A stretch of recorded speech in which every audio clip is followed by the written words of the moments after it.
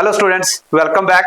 Students, we are studying the lesson Work, Energy and Power of class 9th Physics. Students, in our today's class, we will study the next important topic of this lesson and the name of this topic is potential energy. Students, हमने अपनी पिछली class में पढ़ा kinetic energy और kinetic energy क्या होती है?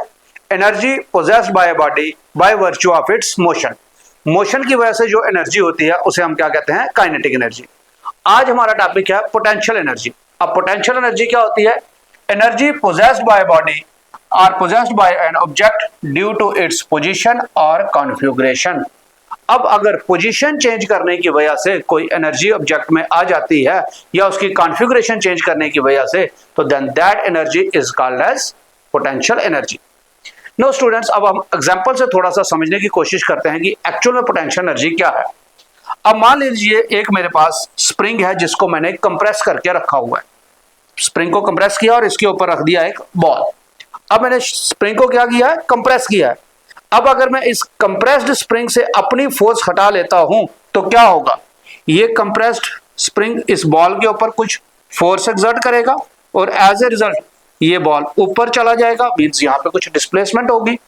तो इसके अंदर जब मैंने कंप्रेस किया था इस स्प्रिंग को, तो इसके अंदर क्या आ गई? एनर्जी आ गई. एज ए रिजल्ट स्प्रिंग ऊपर गया और बॉल के अंदर भी क्या हुई? डिस्प्लेसमेंट हुई. तो स्प्रिंग ने कुछ फोर्स लगाई और फोर्स लगाने की वजह से बॉल के अंदर क्या हुई? डिस्प्लेसमेंट हुई. इसका मतलब कि पोटेंशियल एनर्जी ने क्या किया? कुछ काम किया.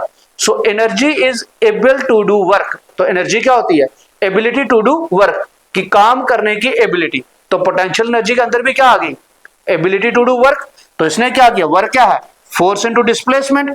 तो जैसे ही हमने कंप्रेस्ड स्प्रिंग के ऊपर से अपनी फोर्स हटाई तो कंप्रेस्ड स्प्रिंग ने क्या किया? इस बॉल के ऊपर कुछ फोर्स लगाई. तो पहला आ गया फोर्स लगी और फोर्स लगने से बॉल के अंदर क्या हुई? डिस्प्लेसमेंट. तो इसका मतलब कि यहां पे क्या हुआ? वर्क हुआ. और वर्क किसकी वजह से हुआ? एनर्जी की वजह से. और वो एनर्जी किसकी वजह से आई? हमने स्प्रिंग की क्या की थी? कॉन्फ़िगरेशन चेंज की, उसको प्रेस किया. So energy possessed by body by virtue of its position और configuration is called as potential energy. तो स्प्रिंग के अंदर जो एनर्जी थी वो कौन सी एनर्जी थी? Potential energy. ऐसे ही स्ट्रेच्ड बो. अब आपने सभी ने छोटे होते हुए धनुष्मान खेला होगा. अगर हम धनुष को खींच के रखते हैं तो यहां से इसकी पोजीशन हमने क्या किया? उसकी जो डोर है, उसको जो कॉर्ड है, उसकी पोजीशन हमने चेंज की. अब पोजीशन चेंज की तो अगर मैं यहां से अपनी फोर्स हटा लूं तो क्या होगा? एरो आगे जाएगा. इसका मतलब एरो के ऊपर क्या किया? ये जो हमने कॉर्ड लगाई हुई है इसने क्या किया? इसने इसके ऊपर एरो के ऊपर क्या लगाई? फोर्स लगाई और एरो कुछ आगे गया तो डिस्प्लेसमेंट हुई. तो एनर्जी किस वजह से आ गई? हमने उस कॉर्ड की, उस धागे की क्या की थी? हमने कॉन्फ़िगरेशन चेंज की, उसकी पोजीशन चेंज की. तो पोजीशन चेंज करने की वजह से उसके अंदर क्या आ गई? एनर्जी आ गई. और उस एनर्जी की वजह से उसने एरो के ऊपर फोर्स लगाई और एरो ने क्या किया? डिस्प्लेसमेंट शो की. तो again there is work done. और वर्क डन किसकी वजह से था? एनर्जी की वजह से. और वो एनर्जी कौन सी है? Potential energy. तो हमने पढ़ा कि energy is the ability to do work. तो वर्क एनर्जी में कन्वर्ट हो जाता है. एनर्जी किसमें स्टोर हो जाती है? वर्क में. Then stretched catapult. तो यहां पे गुलेल में भी क्या होता है? Same process. यहां पे भी स्टोरेज एनर्जी है. हमने खींचा इसको, गुलेल को, और पत्थर को जब हमने छोड़ा तो पत्थर जो है वो आगे गया. तो हमने इसकी पोजीशन चेंज की, इसकी कॉन्फ़िगरेशन चेंज हुई. एज अ रिजल्ट इसने भी क्या किया? काम किया. किसके ऊपर? स्टोन के ऊपर. स्टोन के अंदर क्या हुई? डिस्प्लेसमेंट. या फिर अगर हम देखें स्ट्रेच्ड स्प्रिंग. हमने क्या किया? एक स्प्रिंग लिया और स्प्रिंग के नीचे एक ऑब्जेक्ट लगा दिया और उस ऑब्जेक्ट को खींचा. तो स्प्रिंग क्या हो गया? स्ट्रेच्ड हो गया. अब जैसे ही हम इसे छोड़ते हैं तो ये वापस ऊपर आएगा. तो फोर्स किसने लगाई? स्प्रिंग ने फोर्स लगाई, वापस इसको ऊपर खींचा और साथ में डिस्प्लेसमेंट भी हुई. तो ऑब्जेक्ट क्या गया? ऊपर वापस गया. फोर्स भी लगी, डिस्प्लेसमेंट भी हुई. तो मतलब वर्क हुआ. वर्क किसकी वजह से हुआ? पोटेंशियल एनर्जी की वजह से. सो पोटेंशियल एनर्जी क्या हो गया? Energy possessed by body by virtue of its position. और एनर्जी क्या करती है? Energy is able to do work. So potential energy क्या हो गया? कि जब भी हम किसी ऑब्जेक्ट की कोई पोजीशन या कॉन्फ़िगरेशन चेंज करते हैं तो उसके अंदर जो एनर्जी आ जाती है that is called as a potential energy. चलिए, अब है इसका डेरिवेशन. नो स्टूडेंट्स, जैसे हमने काइनेटिक एनर्जी का डेरिवेशन किया था कि kinetic energy is equal to 1/2 mv². ऐसे ही पोटेंशियल एनर्जी का डेरिवेशन है, और पोटेंशियल एनर्जी का जो फार्मूला है वो क्या है, mgh। अब हमें ये फार्मूला हमें ड्राइव करना है। तो कई बार एग्जाम में आ जाता है कि derive the formula potential energy and what is the derivation for the potential energy. No students, हम क्या करते हैं, एक ऑब्जेक्ट ले लेते हैं जिसे हमने क्या रखा हुआ है, कहाँ पे, ग्राउंड पे। ऑब्जेक्ट ऑफ मास m हमने ग्राउंड पे रखा है। इस ऑब्जेक्ट को हमने उठाया और कुछ हाइट के ऊपर ले गए। कितनी हाइट के ऊपर ले गए, ग्राउंड से h हाइट के ऊपर।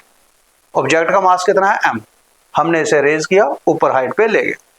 नो स्टूडेंट्स, अब इसे हम ऊपर लेके जा रहे हैं तो हम कुछ वर्क कर रहे हैं, और वही वर्क जो है वो बाद में किसमें स्टोर हो जाएगा, इन the form of potential energy. अब जो हमने वर्क किया, अब यहां पे क्या है कि फोर्स और डिस्प्लेसमेंट। अब स्टूडेंट्स, अगर ऑब्जेक्ट हमने ग्राउंड पे रखा है तो इसके ऊपर एक फोर्स एक्ट कर रही है, दैट इज वेट। और वेट क्या होता है, mass into acceleration due to gravity. तो इसके ऊपर एक वेट जो है वो इसका डाउनवर्ड डायरेक्शन में नीचे की तरफ इसको खींच रहा है। अब अगर मुझे इस ऑब्जेक्ट को उठाना है ऊपर को, तो इसके ऊपर क्या लगानी पड़ेगी, फोर्स, और which is almost equal to mg, जो इसके वेट के बराबर होगा। हालांकि बिल्कुल वेट नहीं, थोड़ा सा उससे ज्यादा होगा, लेकिन हम इक्वल ही लेते हैं कि अपोजिट जो इसके ऊपर हम फोर्स लगा रहे हैं इसको उठाने के लिए, तो मिनिमम फोर्स जो है वो कितनी होनी चाहिए, mg। तो वेट नीचे की तरफ, तो हम वर्क क्या कर रहे हैं, हम अगेंस्ट द ग्रेविटी। तो यहाँ पे फोर्स हम ऊपर लगा रहे हैं और ऑब्जेक्ट की डिस्प्लेसमेंट भी ऊपर की डायरेक्शन में है, तो फोर्स हमारी क्या हो गई, mg। जितना उसका नीचे की तरफ वेट था उतना ही फोर्स हमें क्या करना पड़ा, अगेंस्ट द ग्रेविटी वर्क करने के लिए उतनी फोर्स हमें लगानी पड़ी। और ऑब्जेक्ट जो है वो कितनी हाइट पे जा रहा है, डिस्टेंस कितना है यहाँ पे, h। तो हम इस ऑब्जेक्ट को यहां से ग्राउंड से उठा के कहां लेके जा रहे हैं, h हाइट पे। जो हमने फोर्स लगाई वो कितनी हो गई, mg, और जो डिस्प्लेसमेंट हुई वो कितनी हो गई, h। तो students, let an object of mass m is raised to a height h from the ground। कितनी हाइट पे हम ले गए, h हाइट पे from the ground. Therefore, work done is equal to force into displacement. अब जो force लग रही है अगेंस्ट द ग्रेविटी वो कितनी है, m इंटू जी, और डिस्प्लेसमेंट हम कितने हाइट पे लेके गए हैं, h हाइट पे। जिस डायरेक्शन में फोर्स लग रही है अगेंस्ट द ग्रेविटी, और ऑब्जेक्ट की डिस्प्लेसमेंट भी उसी डायरेक्शन में है, तो ये आ गया mg इंटू h। तो w is equal to mgh, and this work get stored in the form of potential energy. हमने जो काम किया उसकी पोजीशन चेंज करने में, अब वो वर्क इसमें कन्वर्ट हो गया पोटेंशियल एनर्जी में। So therefore potential energy is equal to mgh। तो स्टूडेंट्स, ये हो गया फार्मूला हमारा पोटेंशियल एनर्जी का। तो पोटेंशियल एनर्जी का फार्मूला क्या हो गया, mgh। इससे पहले हमने काइनेटिक एनर्जी का फार्मूला ड्राइव किया था, और काइनेटिक एनर्जी का फार्मूला क्या था, 1/2 mv²। तो स्टूडेंट्स, ये फार्मूला आपने अच्छे से याद कर लेना है, जिसके बेस के ऊपर हमारे पास बहुत सारे न्यूमेरिकल्स होते हैं। चलिए अब कुछ न्यूमेरिकल्स हम प्रैक्टिस कर लेते हैं on the basis of potential energy. Find the energy possessed by an object of mass 10 kg when it is raised to a height of 6 metre above the ground। एक 10 kg का object है जिसे हमने कितनी height पे लेके जाना है, 6 मीटर की हाइट पे, और हमें g acceleration due to gravity कितना दिया है, 9.8 मीटर पर सेकंड स्क्वायर। नो स्टूडेंट्स, एक चीज आपने याद रखनी है, अगर तो आपको g की वैल्यू दी हुई हो, जैसे 9.8 यहाँ पे लिखा हुआ है, या फिर कई बार हम क्या करते हैं, इसको राउंड ऑफ करके 10 कर लेते हैं। तो अगर आपको वैल्यू क्वेश्चन में दिया हो कि take g is equal to 10, take g is equal to 9.8, तो अब आपने वही वैल्यू लेनी है जो क्वेश्चन में हमें बोला हो। अगर नहीं बोला हो तो बाय डिफॉल्ट जो इसकी वैल्यू है वो कितनी होती है, 9.8, आपने यही लेनी है। अगर तो बोला टेक g इक्वल टू 10, तब आप 10 लीजिए। अगर नहीं दिया हुआ कुछ भी, तब आपने वैल्यू कितनी लेनी है, 9.8 मीटर पर सेकंड स्क्वायर। तो हमारे पास क्या है, हमें दिया हुआ है मास ऑफ द ऑब्जेक्ट, m, वो कितना है 10 kg। हाइट दी हुई है हमें h, वो कितना है 6 मीटर। और हमें क्या दिया है acceleration due to gravity g, ये वैल्यू कितनी होती है 9.8 मीटर पर सेकेंड स्क्वायर।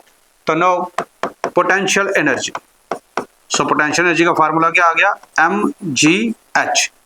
मास आ गया हमारे पास 10 मल्टीप्लाइड बाय 9.8 मल्टीप्लाइड बाय 6, तो ये आ गया 10 multiplied by 98 upon 10 multiplied by 6, तो 10 से 10 कट गया, तो पोटेंशियल एनर्जी हमारे पास आ गई 6 8 जा 48, 8 और 4 कैरी 6 9 जा 54 और 4 58, 588 joule.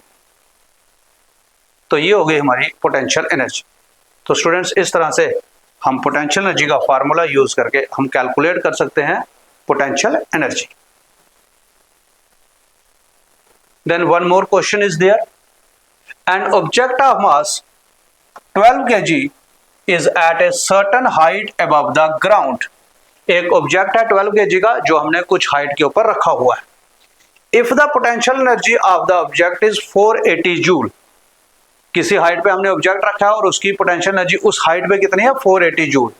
Find the height at which the object is with respect to the ground, और जी हमें बोला है 10 मीटर पर सेकेंड स्क्वायर लेने के लिए।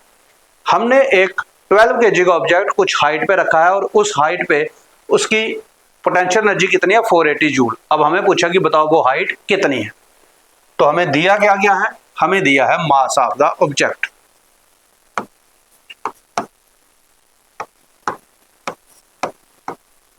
कितना आ गया m, वो कितना है हमारा 12 kg। और हमें क्या दिया है, हमें दी है एक्सेलरेशन ड्यू टू ग्रेविटी,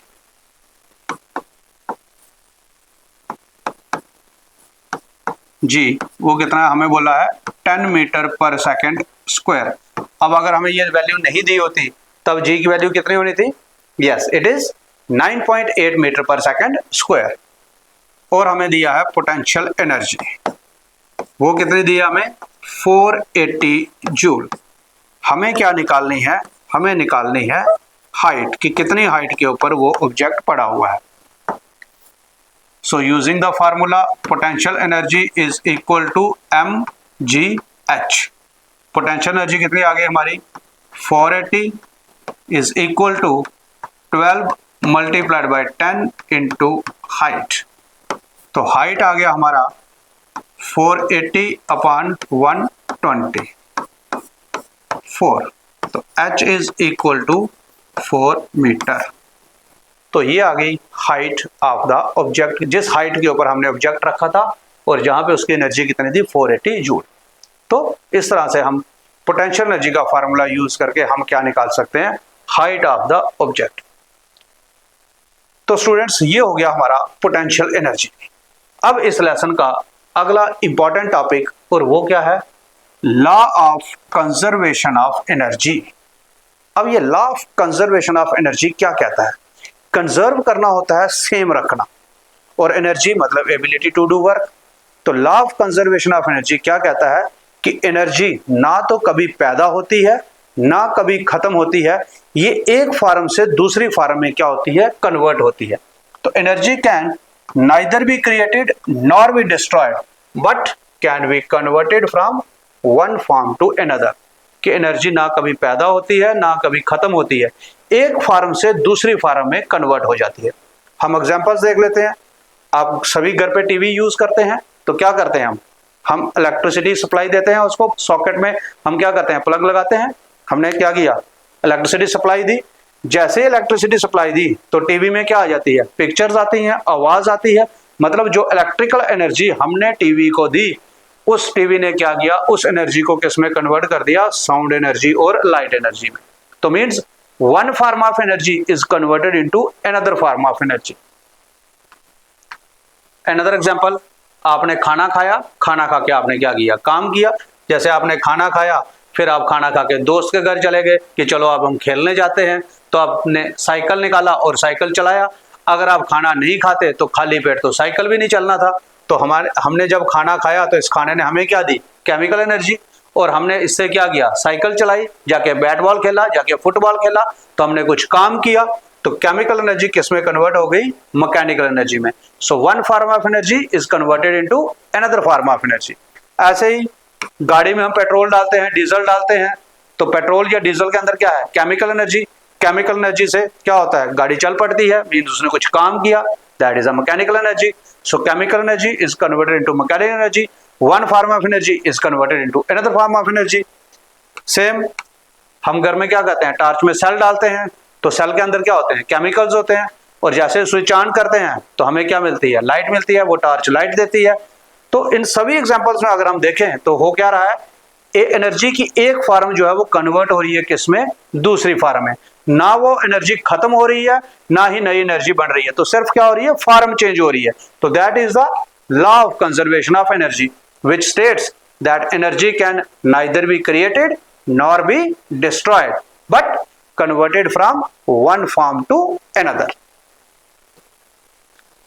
चलिए स्टूडेंट्स, अब इसका एक बड़ा इंटरेस्टिंग जो है डेरिवेशन है, और ये कई बार हमें एग्जाम में भी आ जाता है कि हमें प्रूव करना है कि अगर कोई ऑब्जेक्ट हम ऊपर से ड्रॉप कर रहे हैं तो जैसे जैसे ऑब्जेक्ट नीचे आ रहा है तो किसी भी पॉइंट के ऊपर हम देखें तो उसकी एनर्जी क्या होनी चाहिए? सेम। जितनी एनर्जी हाइट पे थी जब वो नीचे आया तो आधे रास्ते में उसकी एनर्जी भी उतनी होनी चाहिए। जब वो जमीन के साथ टकराने वाला हुआ तब भी एनर्जी सेम रहनी चाहिए। Mean total energy of A freely falling object remain same.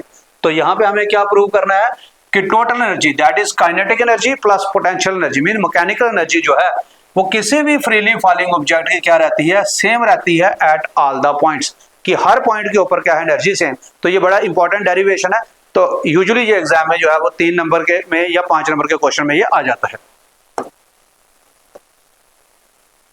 चलिए हम मान लेते हैं एक ऑब्जेक्ट है जिसे हमने कुछ हाइट के ऊपर लेके गए। कितनी हाइट पे? h। ये हमारा ग्राउंड आ गया। हमने इसे ग्राउंड से h हाइट के ऊपर लेके चले गए। अब यहां से हमने इसको ड्रॉप किया। हमने 3 पोजीशन ले ली। एक पोजीशन ले ली A, एक पोजीशन आ गई B और एक मान लेते हैं C। 3 पोजीशंस हम ले लेते हैं। तो इन तीनों पोजीशंस में हमें प्रूव करना है कि जितनी एनर्जी A पोजीशन पे थी उतनी ही B पे और उतनी ही C पे। हर पोजीशन के ऊपर एनर्जी क्या रहनी चाहिए? सेम।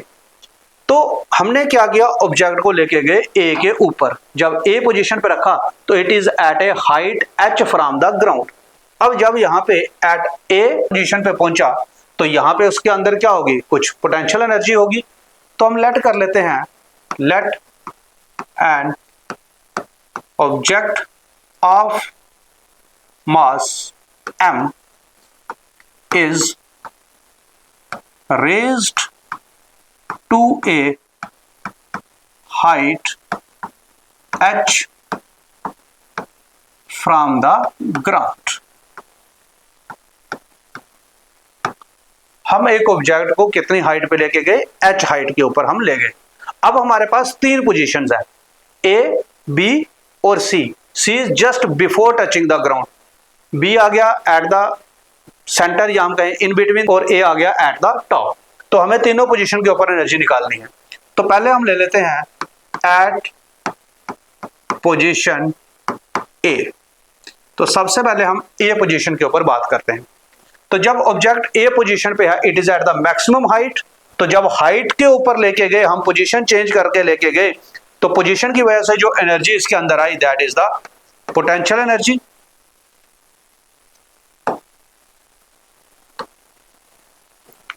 तो पोटेंशियल एनर्जी कितनी हो गई? mgh। Mass of the object m, g is acceleration due to gravity and maximum height कितनी है? h। तो ये आ गई इसकी पोटेंशियल एनर्जी। काइनेटिक एनर्जी, अब चूंकि ऑब्जेक्ट ऊपर A पोजीशन पे अभी रुका हुआ है, हमने उसे ड्रॉप नहीं किया, वो नीचे की तरफ नहीं आ रहा है, तो अगर वो रुका हुआ है तो इसका मतलब उसकी वेलोसिटी क्या होगी? 0। तो काइनेटिक एनर्जी क्या हो गया हमारा? 1/2 mv² is equal to 0। Why? Because v is 0 at position A। जब A पोजीशन पे अभी ऑब्जेक्ट रुका हुआ है तो जब रुका हुआ है तो वेलोसिटी जीरो, जब वेलोसिटी जीरो हो गई तो काइनेटिक एनर्जी क्या हो गई, zero. Therefore total energy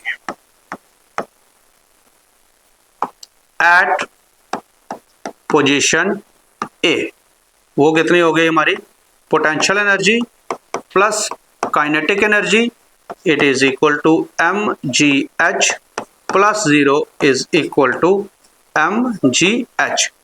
this is the total energy at position A. अब इतनी ही एनर्जी बी पे भी होनी चाहिए और सेम एनर्जी जो है वो किस पे होनी चाहिए, सी पे होनी चाहिए। अब हम एक एक करके हम तीनों को निकाल के देखते हैं। तो ये तो आ गया ए पे। अब ऑब्जेक्ट हमने क्या किया, ए से किया ड्रॉप, ए से किया ड्रॉप। अब ये आया यहां पे मान लेते हैं बी पोजीशन। अब ए से वो बी पे कुछ डिस्टेंस कवर करके आया। अब हमने इस पोजीशन के ऊपर क्या निकालनी है, उसकी पोटेंशियल एनर्जी और काइनेटिक एनर्जी। अब मान लेते हैं कि ए से बी पे वो डिस्टेंस जो कवर करके आया वो कितना है, x। ए से बी पे कितना कवर करके आ गया, x। तो इसकी हाइट जो है वो ग्राउंड से कितनी हो जाएगी। अब ऊपर टोटल डिस्टेंस कितना है, टोटल हाइट कितनी है, h। अगर वो ऊपर से x कवर करके आया तो हाइट कितनी रह गई, पीछे पीछे हाइट रह गई h माइनस एक्स, क्योंकि टोटल x कवर करके आ गया, पीछे रह गया h माइनस एक्स। अब हमें b के ऊपर इसकी एनर्जी निकालनी है। Now let the object is released और ड्रॉप्ड फ्रॉम ए। अब ए से हमने ऑब्जेक्ट को ड्रॉप कर दिया या रिलीज कर दिया। अब ऑब्जेक्ट कहां पहुंच गया, at position B. So object reach at position B. किस पे आ गया, बी पोजीशन पे। कितना डिस्टेंस कवर करके, एक्स कवर करके। आफ्टर कवरिंग और डिस्टेंस x डिस्टेंस इसने कवर किया। सो अकॉर्डिंग टू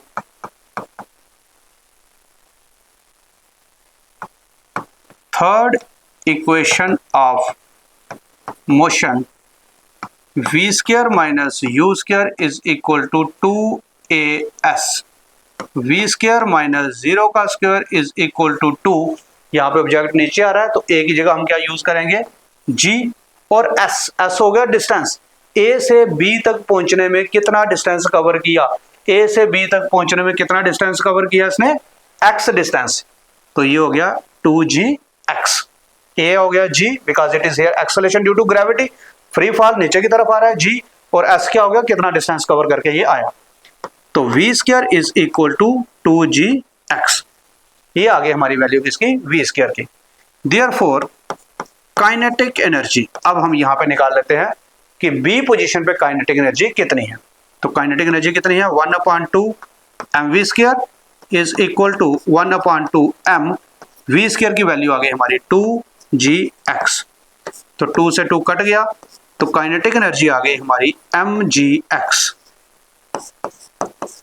ये आ गई हमारी काइनेटिक एनर्जी, क्योंकि जब ऑब्जेक्ट ऊपर से आया तो यहाँ पे कुछ मोशन में था, यहाँ पे तो हमने रुका हुआ था। तो जैसे हमने रिलीज किया, अब जमीन की तरफ जा रहा है, अर्थ की तरफ जा रहा है, तो रास्ते में कुछ मोशन है, तो इसके बाद मोशन है तो इसके अंदर कुछ एनर्जी होगी, और वो एनर्जी क्या होगी, kinetic energy. Energy possessed by body due to its motion, उसे हम क्या कहते हैं, काइनेटिक एनर्जी। तो जब बी पे पहुंचा तो इसकी काइनेटिक एनर्जी कितनी हो गई, mgx। और अब हम देख लेते हैं कि यहाँ पे इसकी पोटेंशियल एनर्जी कितनी है। कौन सी एनर्जी, पोटेंशियल एनर्जी।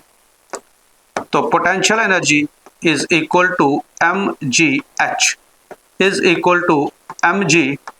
अब b के ऊपर जब पहुंचा तो इसकी हाइट कितनी है, डिस्टेंस तो ऊपर से कवर करके आ रहा है, लेकिन हाइट कहां से लेनी है हमने, ग्राउंड से। तो ग्राउंड से कितनी हाइट पे है b, h minus x. h की जगह आ गया हमारा h माइनस एक्स। तो it is mgh minus mgx। ये आ गई हमारी potential energy at position B. Kinetic energy आ गई, पोटेंशियल एनर्जी आ गई। देयरफॉर टोटल एनर्जी अब एट पोजीशन बी वो क्या होगी हमारी, potential energy plus kinetic energy. तो ये आ गया पोटेंशियल एनर्जी आ गया हमारा mgh minus mgx plus kinetic energy कितना है mgx,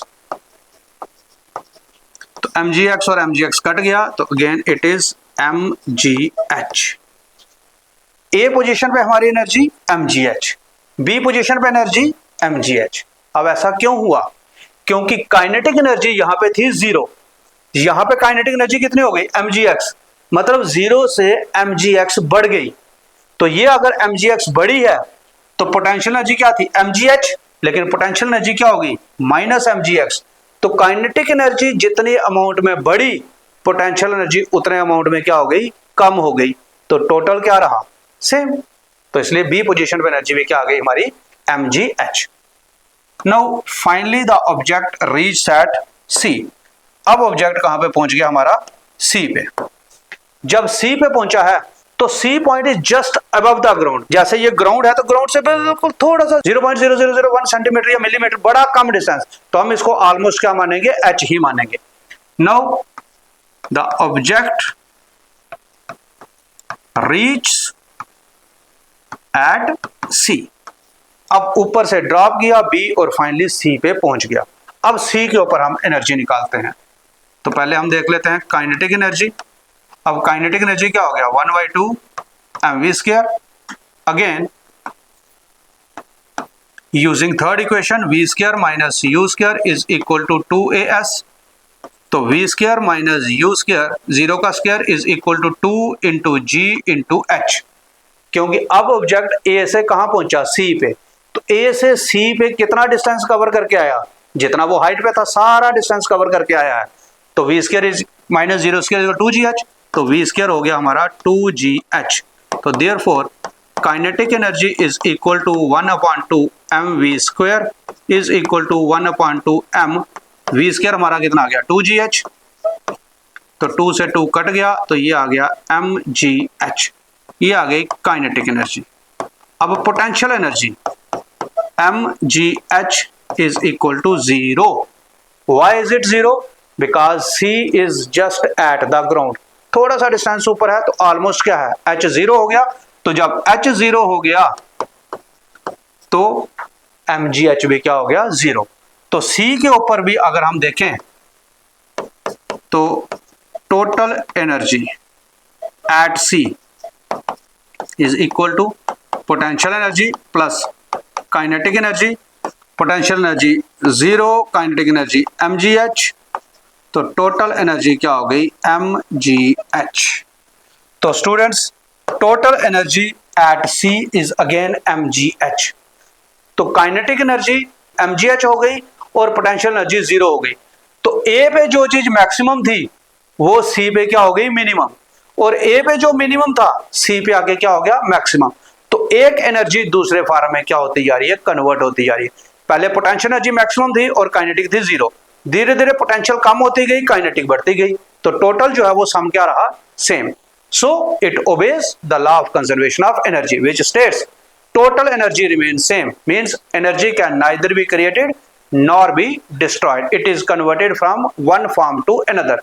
तो यहाँ पे पोटेंशियल एनर्जी धीरे धीरे किसमें कन्वर्ट होती गई, काइनेटिक एनर्जी में।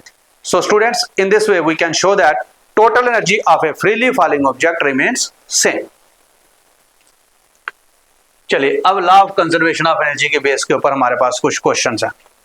अब क्या क्वेश्चन है, first is the potential energy of A freely falling object decreases progressively, does this violet the law of conservation of energy. कि अभी हमने किया कि अगर हम ऑब्जेक्ट को ऊपर से नीचे फेंकते हैं तो पोटेंशियल एनर्जी धीरे धीरे कम हो जाती है। तो क्या law of conservation of energy violate हुआ, नहीं हुआ। क्यों? क्योंकि अगर पोटेंशियल एनर्जी कम हुई है तो बड़ी कौन सी है, काइनेटिक एनर्जी। टोटल एनर्जी क्या रही सेम, तो इसका मतलब पोटेंशियल एनर्जी किस में कन्वर्ट हो रही है, काइनेटिक एनर्जी में। तो यही यहाँ पे लिखा हुआ है, the total energy of the body is conserved when a body falls down, it's height from the ground decreases. Height तो डिक्रीज हो रही है, ऐसे इसकी पोटेंशियल एनर्जी भी कम हो रही है, क्योंकि हाइट कम होती गई पोटेंशियल एनर्जी भी कम होती गई। Its velocity and kinetic energy increases, लेकिन ऊपर रुका हुआ था धीरे धीरे नीचे आया तो वेलोसिटी बढ़ी, वेलोसिटी बढ़ी तो मोशन बढ़ा, मोशन बढ़ा तो क्या बढ़ेगी, kinetic energy. As a result the decrease in the potential energy of a falling body appears as the gain in kinetic energy. So the sum of potential and kinetic energy remains same at all the points. तो total energy same रही, तो जब energy same है तो law of conservation of energy violate नहीं हुआ. Then a freely falling object eventually stops on reaching the ground. What happens to its kinetic energy?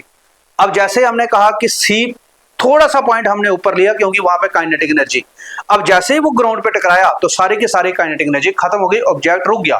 तो अब एनर्जी किस में कन्वर्ट हुई? अब एनर्जी कहां गई? हम कह रहे हैं कि लॉ ऑफ एनर्जी तो वायलेट नहीं होता है, एनर्जी एक फॉर्म से दूसरी फॉर्म में कन्वर्ट होती है. तो जब ऑब्जेक्ट नीचे गिरा तो काइनेटिक एनर्जी किस में कन्वर्ट हो गई? पोटेंशियल तो जीरो हो गई है. अब काइनेटिक एनर्जी कहां गई? तो जैसे ही ऑब्जेक्ट कोई नीचे गिरता है तो आपको वहां पे धड़ाम की आवाज आती है. तो वो धड़ाम की आवाज मीन्स क्या हो गया? Sound energy. ऑब्जेक्ट भी थोड़ा सा पिचक जाता है, या ग्राउंड में भी क्या हो जाती है? थोड़ी डिफॉर्मिटी आती है. तो एनर्जी ग्राउंड में उसने ट्रांसफर की, वहां पे थोड़ा सा ऑब्जेक्ट भी गर्म हो गया.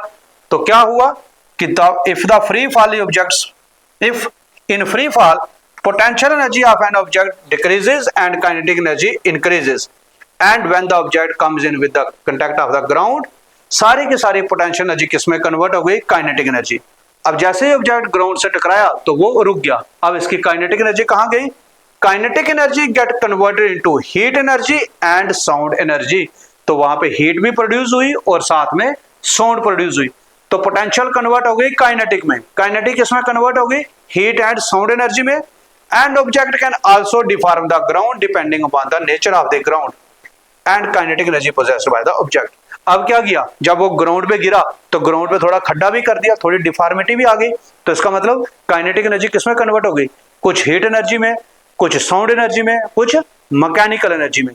तो टोटल एनर्जी क्या रही? सेम रही. So it also does not violet the law of conservation of energy. तो ऑब्जेक्ट जब रुक गया तो काइनेटिक एनर्जी किसमें कन्वर्ट हो गई? साउंड एनर्जी में, हीट एनर्जी में और साथ में मैकेनिकल एनर्जी में. So students, this is all about our today's topic, that is kinetic energy and law of conservation of energy. I hope कि आपको आज का टॉपिक अच्छे से समझ में आ गया होगा. तो इसके बेस के ऊपर बहुत सारे न्यूमेरिकल्स हमारी टेक्स्ट बुक में हैं, आप उन्हें घर में भी प्रैक्टिस करिए. इसके बाद हम अपनी नेक्स्ट क्लास में नेक्स्ट टॉपिक के साथ मिलेंगे. So till then keep practising, keep revising. Thank you so much.